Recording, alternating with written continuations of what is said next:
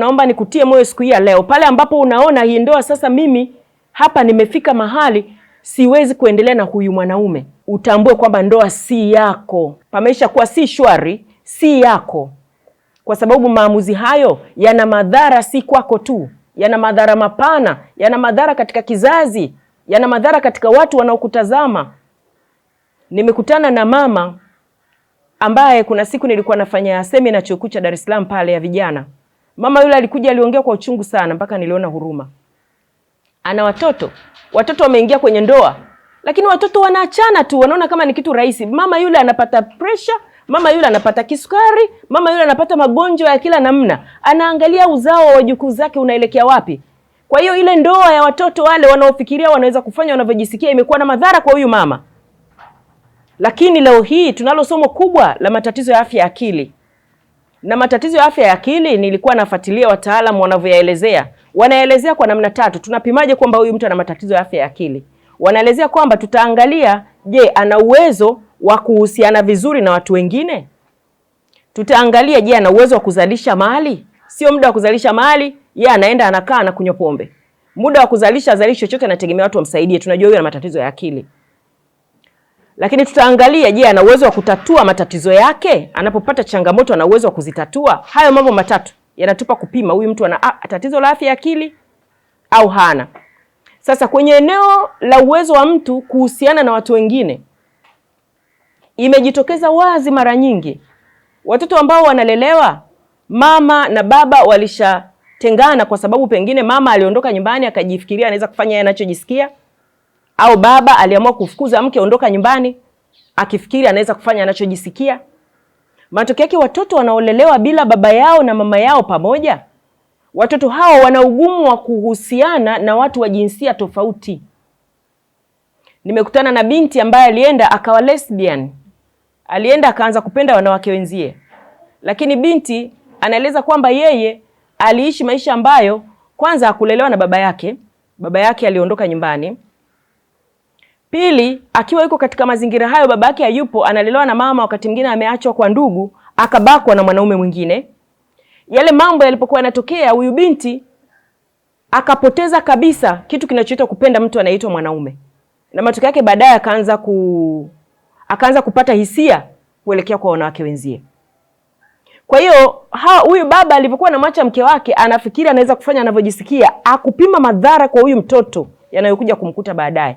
Kwa hiyo wewe unapofika mahali na ndoa yako, mwanamke unayenifuatilia au yamkini mwanaume unanifuatilia, unaona sasa mambo si shwari na nimefika mahali nataka kuachana na huyu mwanaume, nataka kuachana na huyu mwanamke, tambua ndoa si yako.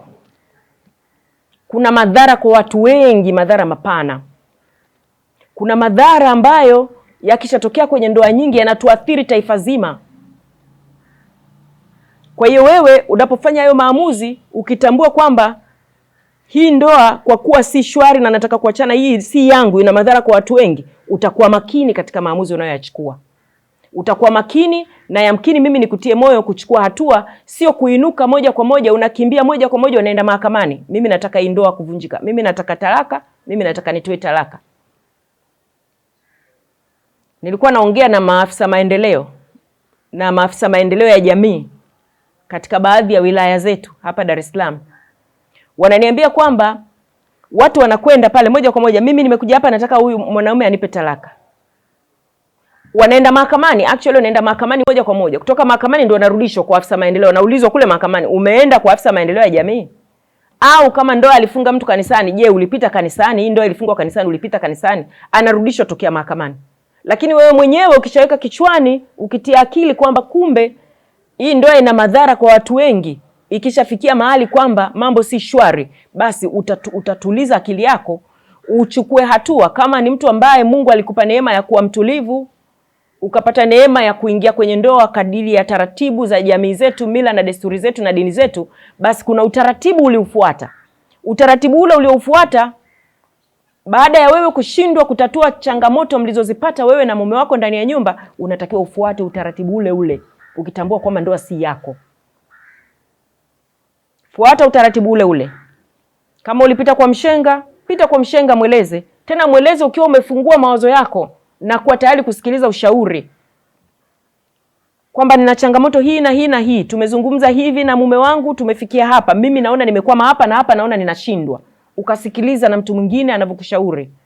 Ukishindwa hapo kwa mshenga, kama ni watu wa kanisani, fata huko. Kama ni kwenda baadaye kwa wazazi, fata huko. Fata hizi taratibu. Wako walioweza kuzifuata hizi taratibu, na wakati mwingine changamoto zikatatulika na wakaweza kukaa salama. Lakini kufuata hizi taratibu kutakuja kichwani pale ambapo utatambua kusipokuwa shwari, ndoa si yako.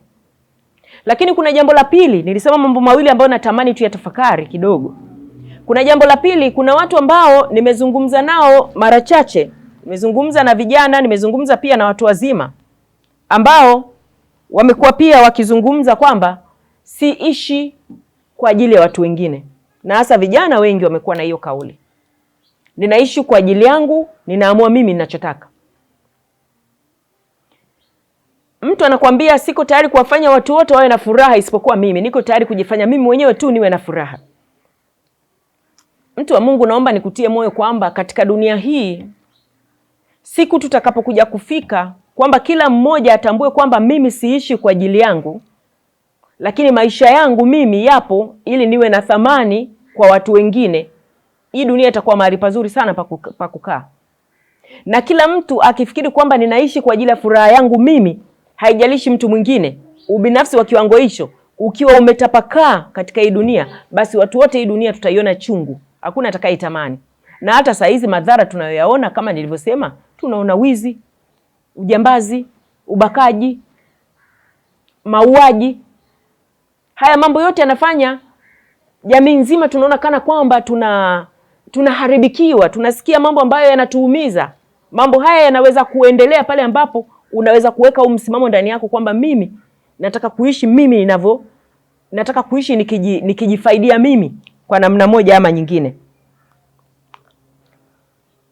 Siishi kwa ajili ya wengine, naishi kwa ajili yangu mwenyewe. Kwa hiyo hilo nalo ni jambo ambalo naomba tulitazame kwa msingi wa kwamba inapofikia ndoa mambo sio shwari, usitazame kwa msingi wa kwamba mimi naishi ninavyojisikia mimi. Mifano iko mingi ya kuona kwamba mwanadamu hauko hapa duniani kuishi kwa ajili yako. Utakuja kugundua hakuna mwanadamu anafanyaga kitu kwa ajili yake tu. Utakuja kugundua kama wewe ni mfanyabiashara, una duka hujafungua kwa ajili yako. Umelifungua unauzia watu wengine vitu. Unawahitaji watu wengine. Umefungua ili uwafaidie watu wengine. Ukiwa unapika maandazi, unapika vitumbua, unafanya biashara hoteli, vyote unafanya kwa ajili ya watu wengine, sio kwa ajili yako. Wakati mwingine hata nguo tunazovaa, naweza nikavaa nguo kwamba nimeipenda, sawa, kwa ajili yangu mwenyewe nimeifurahia. Saa nyingine natokea. Lakini huko wakati joto ni kali, nikitoka hapo nje joto kali, ningetoa nguo zote, lakini sitatoka bila nguo. Kumbe hata nguo navaa kwa ajili ya watu wengine. Navaa mimi mwenyewe, naweza kujitazama kwenye kioo tu, nikageuka nyuma nikatazama kwenye kioo sekunde moja. Lakini nikitembea njia nzima kama risali zima ninakwenda, wanaoniangalia nyuma ni wengine.